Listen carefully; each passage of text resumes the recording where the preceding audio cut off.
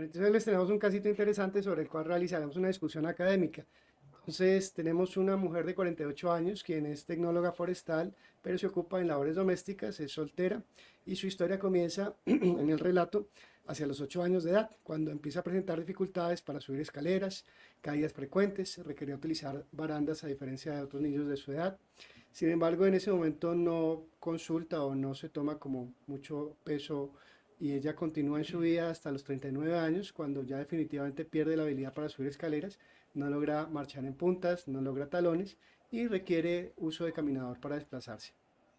Ya a los 44 años, cuando consulta, presenta dificultades en su trabajo, que es más que todo físico.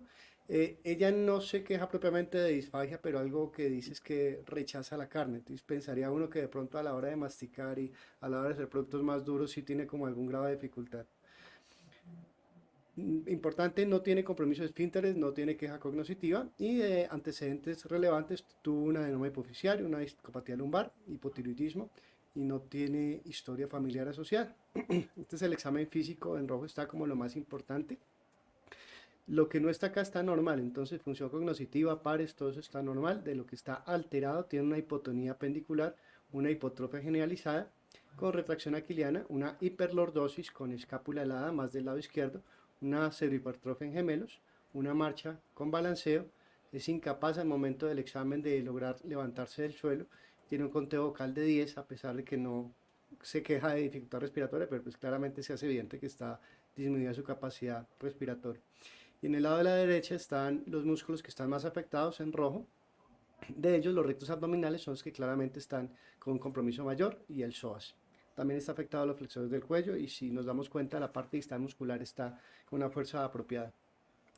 Bueno, entonces, ¿cómo enfocamos este paciente? ¿No? Estamos en clase de Pompe y tenemos algo que tiene orejas de conejo, salta como conejo y es peludito como conejo. Entonces, ¿será un conejo? Entonces, ¿cuál será el diagnóstico sindromático, topográfico y etiológico en este caso? Como siempre, el enfoque y el manejo que hacemos de los pacientes parte de la clínica y parte de la aproximación de la valoración que muy bien nos ha dado el doctor Dumar hace un momento. Entonces, ¿será un conejo o será otra cosa? Bueno, entonces volviendo atrás del caso, cuando se enfocó, le encontraron que tuviera una CPK discretamente elevada en una de las medidas, en otra medida estaba normal, la función hepática estaba un poco alterada, estando más alterada la, la LT que la ST. El polisomnograma mostraba un compromiso de apneas de 14 por hora y la espirometría mostraba ya una afectación con resección moderada. El ecocardiograma estaba normal, y el electrodiagnóstico era resaltable que tenía fibrilaciones, ondas agudas y descargas de alta frecuencia con potenciales miopáticos. Entonces, claro, ya la pregunta sería para la doctora Edna. Doctora, con estos signos y síntomas, ¿qué deberíamos sospechar? Bueno, pues es un caso muy interesante, pero aquí quiero resaltar que es una paciente que a pesar de que se diagnostica en la adultez, es una paciente que empieza con unos síntomas en la infancia. Y cuando uno empieza con síntomas en la infancia, se abre un abanico de posibilidades de diagnóstico diferencial amplio.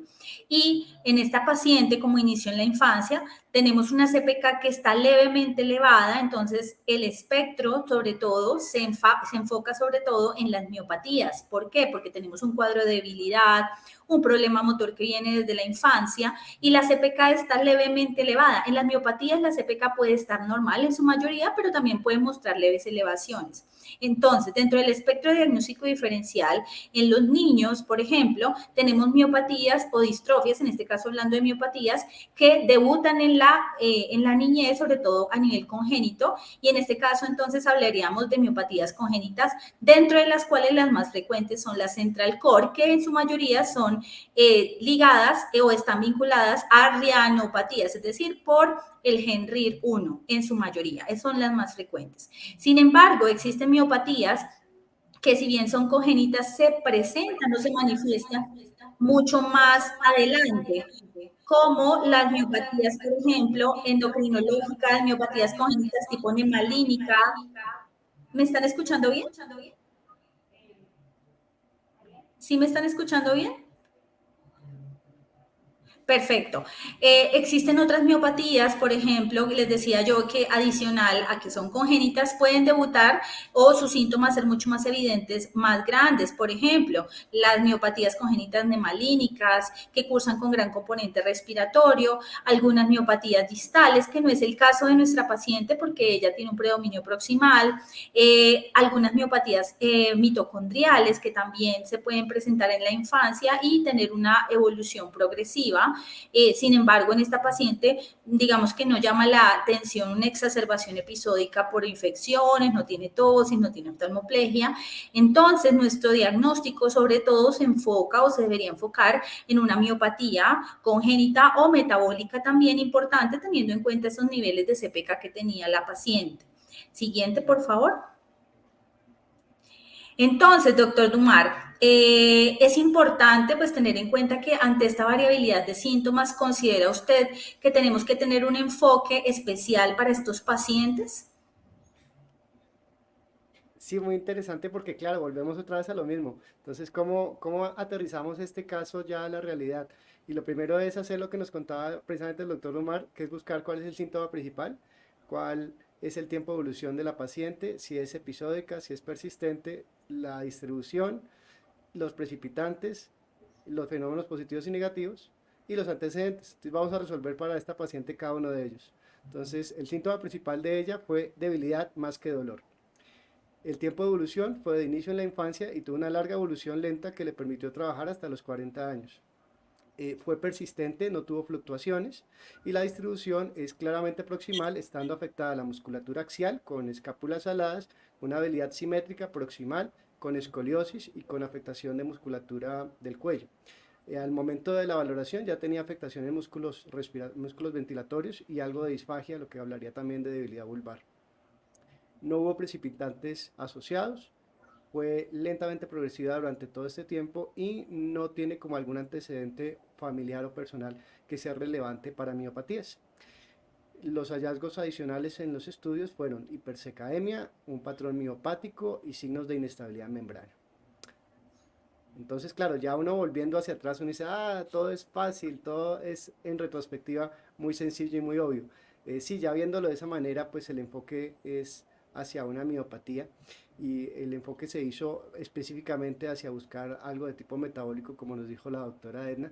Se hicieron unos estudios que fueron estos, estudios de alfa-glucosidasa que mostraron anormalidades, para lo cual se hicieron estudios enzimáticos y posteriormente el panel de distrofia y la secuenciación propia del gen. Y todo esto lo que nos mostró es que existe claramente una afectación con mutaciones, dos de ellas, ambas en heterocigosis y ambas ya escritas clásicamente como patológicas para POMPE de presentación tardía. Entonces, perdón, la pregunta sería, doctora Edna, ¿en qué puede afectar la variabilidad en el tiempo de presentación? Bueno, es una pregunta muy importante porque tenemos aquí una patología que tiene un espectro de presentación bastante amplio. Es decir, que podemos tener cuadro clínico que inicie desde etapa neonatal hasta la vejez. Estamos hablando de enfermedad de Pompe, que es una enfermedad metabólica neuromuscular que aquí involucra no solo neurólogos de niños, sino neurólogos de adultos. Tenemos dos presentaciones muy importantes que tenemos que tener en cuenta, y es que enfermedad de Pompe puede ser infantil cuando tenemos síntomas que inician antes del primer año de vida. Sin embargo, existe el otro grupo que es el Pompe tardío, que es aquel que se presenta después del año de vida, y año de vida involucra niños, adolescentes, adultos e involucra la vejez, la etapa de la vejez. Por lo tanto, es un amplio espectro de sintomatología y de presentación. En el caso del Pompe infantil, característicamente tiene una particularidad, y es que son pacientes severamente afectados que tienen actividades enzimáticas generalmente menor al 1% y que se ocasionan a raíz de mutaciones o variantes patogénicas que son truncantes, ¿sí? Entonces, en este caso, hablaríamos en su mayoría de mutaciones tipo de splicing, por ejemplo, nonsense, mutaciones friendship, o todas aquellas que nos den un efecto truncante en la proteína, y eso hace que la actividad enzimática sea tan bajita. Por eso se presenta y se manifiesta en la etapa neonatal. En la de inicio tardío, pues les mencionaba que tenemos un espectro mucho más amplio, involucra fenotipos juveniles y del adulto. Y aquí la actividad enzimática es mucho mayor, pero obviamente está deficiente, una actividad enzimática entre el 2 al 40%, y si bien nos da una actividad residual de la enzima, no es suficiente y por lo tanto se genera una enfermedad. Siguiente, por favor. Entonces, estamos hablando de que es diferente en las diferentes etapas de la vida. Entonces, en la forma de pompe infantil, quizás es mucho más fácil porque tiene unas características muy particulares, como lo ven acá. Son niños muy hipotónicos, débiles y tienen algo característico que es la cardiomiopatía dilatada, como lo pueden ver en la imagen de la radiografía de tórax. Es decir, eso sería como el signo guía, el compromiso cardiológico. Sin embargo, siguiente por favor, cuando ya nos vamos al pompe de inicio tardío, que ya involucra niñez, adolescencia y la forma del adulto, ya el espectro es mucho más amplio y aquí el síntoma guía principal es muscular. En la infancia es más cardíaco y aquí es más muscular.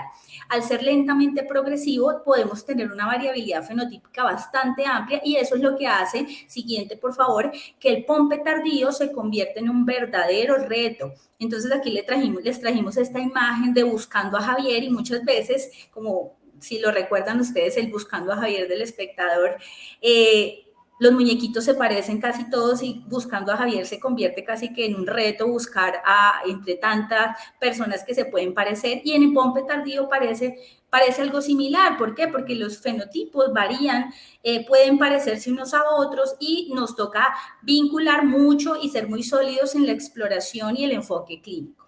Entonces, doctor Forero, siguiente, por favor, cuéntenos por qué es tan importante esa exploración y ese adecuado enfoque y esa variabilidad en el fenotipo y en la historia natural. A mí me llama mucho la atención en esta tablita que ustedes se dan cuenta, porque usualmente nosotros de adultos no solemos como pensar mucho en miopatías metabólicas.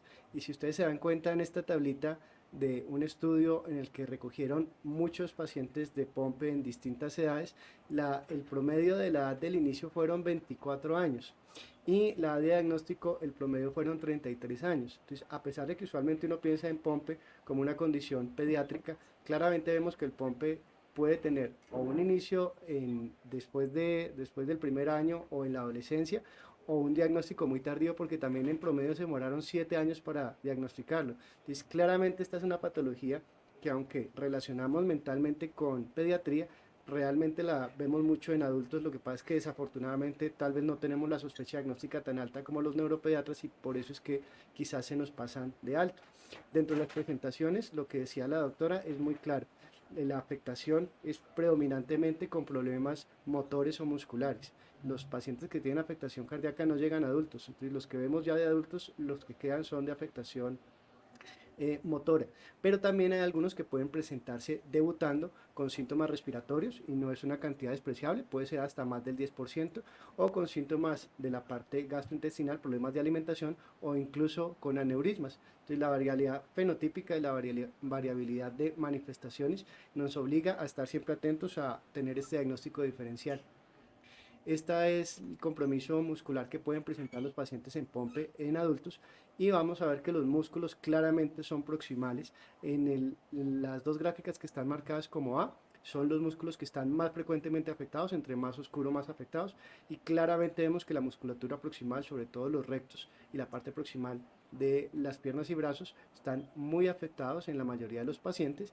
En la gráfica que dice B es cuáles son los que están más severamente afectados, que nuevamente la musculatura proximal, flexores de cuello, glúteos y los psoas, bíceps, deltoides son los más afectados, y en la C está la distribución en el tiempo. Entonces, cuáles se afectan de manera temprana y cuáles se afectarán de manera más tardía durante la evolución de la paciente. Y en este caso vemos lo mismo.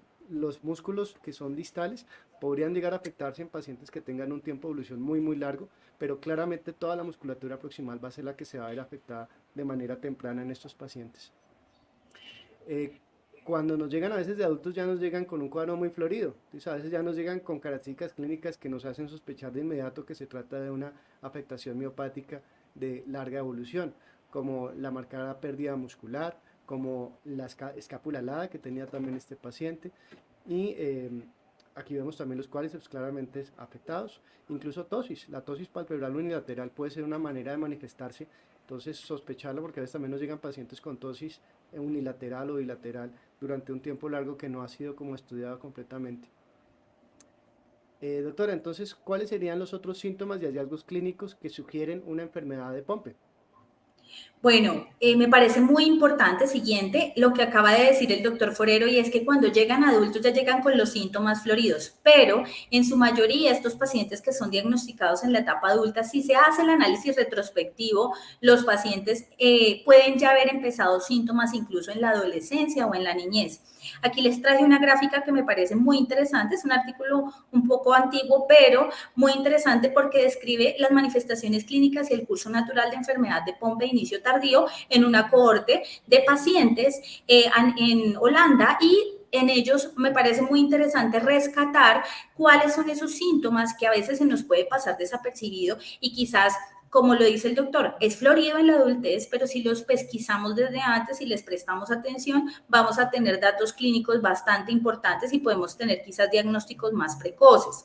Por ejemplo, los problemas para correr. Nosotros cuando tenemos pacientes que tienen dificultades para correr o se caen con frecuencia, quizás el abordaje inicial no es una enfermedad neuromuscular, pero sí tenemos que tenerla en mente. Un paciente, un niño, un adolescente o un adulto que diga que de niño se caía con frecuencia, es importante ir a buscarle grupo por músculo, explorándolo muy bien, como lo dijo el doctor, explorándole flexores de cuello, explorándole cómo está el psoas, explorándole cómo están los rectos abdominales, explorándole cómo están los glúteos, porque quizás ese paciente que denote estos síntomas ya tenga algo de debilidad y quizás no sea tan notoria y el síntoma sea que se cae con frecuencia, por ejemplo, que tiene dificultades para subir escaleras, que tiene dificultades para levantarse del suelo, problemas para caminar, problemas para vestirse, es decir, cosas que pueden tener impacto en las habilidades de la vida diaria, pero que son importantes para que encendamos la alarma y seamos mucho más minuciosos al examinar esos pacientes. Siguiente, por favor. Entonces, aquí les traigo una foto de un artículo que es del doctor Antonio Toscano. El doctor Antonio Toscano es neurólogo neuromuscular de Italia y tiene amplia experiencia en enfermedad de Pompe, y él nos habla sobre el compromiso ahora denotado multisistémico en enfermedad de Pompe. Que es importante aquí anotar que a pesar de que existan síntomas multisistémicos, los pacientes con enfermedad de Pompe sí o sí tenemos síntomas musculares.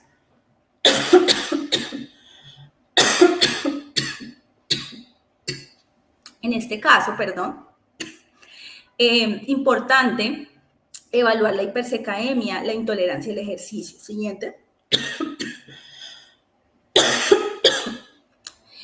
No sé si el doctor Forero quiera mencionar algo sobre esta diapositiva, por favor. Sí, aquí teníamos como las presentaciones más importantes de los pacientes con Pompe, pero recordar que además de las más importantes, y ya que nos han nombrado, una que se nos pasa por alto frecuentemente es las mialgias, y en particular algunos de esos pacientes son diagnosticados erróneamente con fibromialgia.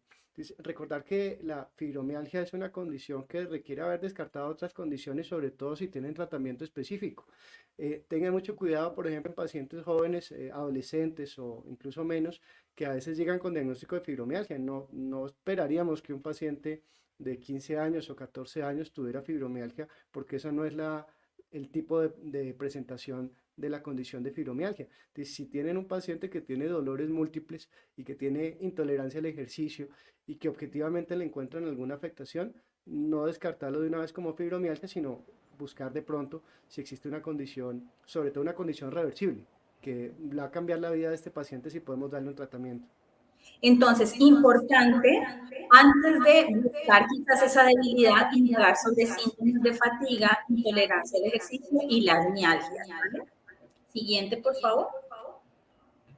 Entonces, en los patrones de debilidad también teníamos otro patrón muy importante que siempre es importante evaluar en enfermedad de Pompe, y son los reptos abdominales. ¿Cómo podemos evaluar, por ejemplo, la debilidad en los reptos abdominales? Dentro de los signos que debemos buscar está el signo de vigor. Entonces, ustedes antes de hacer flexión de cuello del paciente, van a mirar y van a trazar quizás una línea donde se encuentre el ombligo y luego hacen flexión de cuello y si quieres, por favor, le puedes dar play al video. Van a ver si hay una debilidad en los rectos abdominales. Esa línea, esa localización del ombligo, el ombligo se va a localizar arriba, o sea, se va a desplazar, hay un desplazamiento del punto umbilical y esto es secundario a la debilidad en los rectos abdominales, que es característico también de la enfermedad de Pompe. El signo de Víbor también lo podemos encontrar en la distrofia facioscapulohumeral.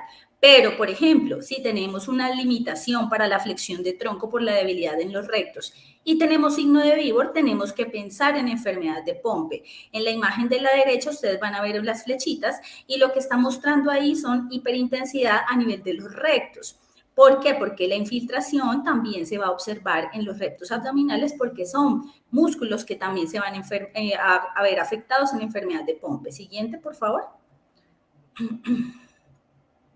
Otra cosa que es importante evaluar es la lengua. En enfermedad de Pompe no solamente debemos evaluar la fuerza de la lengua, sino también ver la morfología de la lengua. ¿Por qué?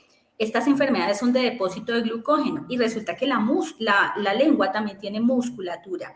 Entonces, en la lengua también se pueden depositar, esos depósitos de glucógeno pueden estar presentes y darnos deformidades a nivel de la lengua, como lo vemos en la imagen de la izquierda, donde está la flechita, vemos un abultamiento a nivel lateral. El músculo que más se puede ver afectado y donde más se puede depositar el glucógeno es el genio-gloso y eso también se va a ver reflejado si, por ejemplo, tenemos una imagen de una resonancia cerebral, vamos a ver el signo de la lengua brillante. Entonces, ustedes pueden ver en la imagen B y en el sagital de la imagen A, pueden ver que se ve hiperintensidad a nivel de la lengua y ese es el signo de la lengua brillante, que es un signo un hallazgo que nos puede hacer orientar sobre enfermedad de Pompe. Y aquí quiero abrir un paréntesis grande.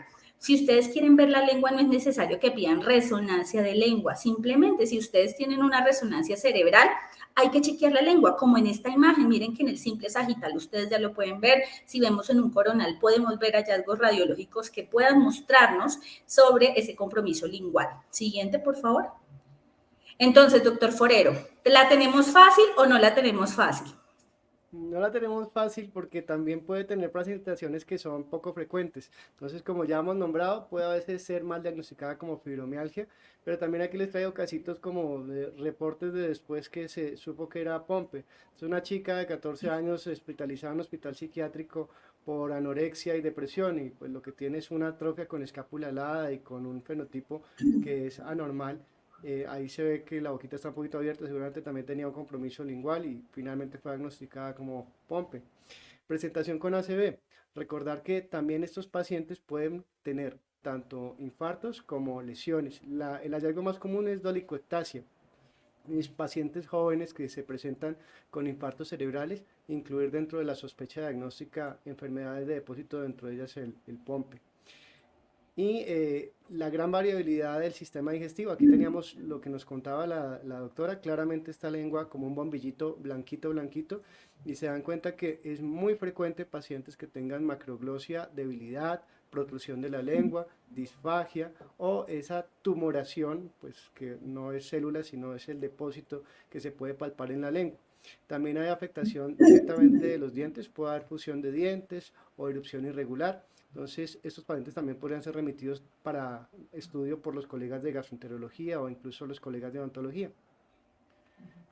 Doctor Forero, y viéndolo así, entonces, ¿es frecuente que la enfermedad de Pompe se confunda con otras patologías inicialmente? ¿Cómo lo ven ustedes desde el punto de vista del adulto? Porque en la niñez, sí, muchas veces este niño que tiene enfermedad de Pompe se confunde con el niño torpe. Lo que usted decía de la fibromialgia es interesante porque desafortunadamente estamos viendo niños adolescentes diagnosticados con fibromialgia que porque están estresados y obviamente eso no nos puede caber en la cabeza, ¿sí? Entonces se puede confundir en la adolescencia, en la adultez, pues no sé, en la vejez, se puede confundir con otras patologías.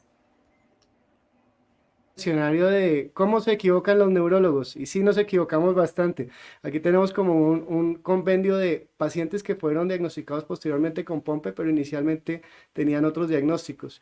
Y encontramos que frecuentemente se confunden con poliomiositis, con parálisis diafragmática, con miopatías hipotiroideas, con distrofias, con distrofias es muy común que se confundan, y miopatías inflamatorias. Entonces, pues no voy a leer cada una de ellas, pero es muy frecuente que tengamos equivocaciones en cuanto a el diagnóstico inicial, y usualmente creería yo que esas equivocaciones están dadas sobre todo porque no pensamos, no sospechamos que esa sea como una de las posibilidades. Aquí tenemos otras de las que frecuentemente se han encontrado, como desacondicionamiento, dolor lumbar, polimiositis varias veces y hipersicademias sin causas claras. Entonces es frecuente que nos equivoquemos y esto retrasa el tiempo de un tratamiento y de un diagnóstico apropiado. Ese retraso puede estar entre 5 y 10 años. Entonces, de pronto aquí el aprendizaje sería, si usted tiene un paciente que no cumple criterios para la patología que usted está pensando, puede que sea una patología de presentación rara, pero lo más probable es que usted esté equivocado. Entonces, piense de pronto si tiene alguna otra diagnóstico diferencial que no esté usted considerando. Y dentro de esas, ¿por qué no buscarle una condición de fácil diagnóstico y tratamiento disponible que podría ser el POMPE? Doctora, entonces, ¿qué podríamos hacer mejor? Bueno, pues yo Bueno, creo que pues yo creo que el trabajar el en estas trabajo charlas educativas y académicas desde el punto de vista de expertos es importante. ¿Por qué? Porque tenemos un gran retraso diagnóstico y si bien la brecha es amplia, hay artículos o hay series de casos que mencionan, perdón, cohortes que mencionan retraso diagnóstico de 5 años, la gran mayoría de enfermedad de Pompe, el diagnóstico se tarda más de 10 años, incluso hasta 30 años. Entonces, parte de estas charlas educativas y formativas es para que ustedes se lleven varios mensajes claves. Entonces, porque gran parte, por ejemplo, un tercio de estos pacientes llegan con un diagnóstico incorrecto antes de visitar a un especialista en neuromuscular, pero si ustedes se dan cuenta, no necesitan ustedes ser especialistas en neuromuscular, sino llevarse mensajes claves. Entonces, si ustedes tienen un paciente con mialgias, intolerancia al ejercicio, debilidad proximal, si tienen hallazgos al nivel del electrodiagnóstico con descargas miotónicas y miotonía clínica, especialmente en paraespinales, si tienen un patrón de debilidad proximal, debilidad en flexores de cuello, debilidad en rectos abdominales, piensen en enfermedad de Pompe. Si lo pensamos como signos de alerta, lo vamos a pesquisar muy fácil. Aquí en Colombia es muy fácil pedir una actividad enzimática y eso la verdad no se le quita a nadie ni nada. Lo importante es activar la alerta y diagnosticar los pacientes a tiempo. Siguiente, por favor. Entonces, ¿le pedimos a todos lo mismo? La respuesta es no. Siguiente, por favor. No le vamos a pedir a todos lo mismo. Siguiente, por favor. Tenemos que nuevamente hacer un buen enfoque clínico desde el principio, desde la alerta con el síntoma y luego la evaluación muy dirigida a los diferentes signos clínicos, hacer buen examen físico. Entonces tenemos que ser muy acuciosos en lo que vamos a buscar. Insistimos en lo que les mencionamos en los patrones de debilidad. Los paraclínicos, una hipersecaemia que puede ser leve o moderada. Importante los hallazgos a nivel de la electromiografía. Siguiente, por favor. Y por supuesto, ya cuando tengamos una sospecha diagnóstica, siempre y primero pensar en enfermedades potencialmente tratables, porque, siguiente, por favor, un diagnóstico temprano va a llevar a un tratamiento oportuno. Y aquí el tiempo es músculo, no podemos seguir tratando y diagnosticando pacientes que quizás empiezan en la infancia, pero que son diagnosticados a los 40 años, a los 50 años, es decir, tenemos que acortar ese tiempo diagnóstico. Y bueno, eso era lo que les teníamos a ustedes el día de hoy en este conversatorio.